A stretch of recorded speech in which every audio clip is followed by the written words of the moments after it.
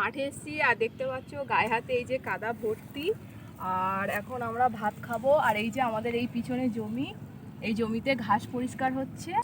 কালকের থেকে ধান রোয়া হবে আর ঘাস পরিষ্কার করছিলাম। এখন আমরা খেয়ে নেব। বাড়ি থেকে গরম গরম ভাত করে নিয়ে এসেছি। এই যে এখানে ভাত, আলু সেদ্ধ, ডিম ভাজা রয়েছে।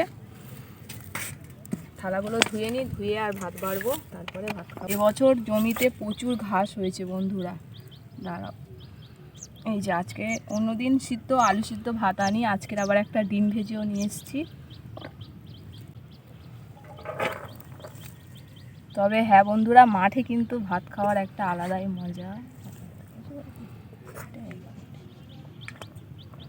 যে ভাত, আলু সিদ্ধ, পেঁয়াজ, ডিম ভাজা, একটা কাঁচা লঙ্কা, এই যে মাঠের খাবার।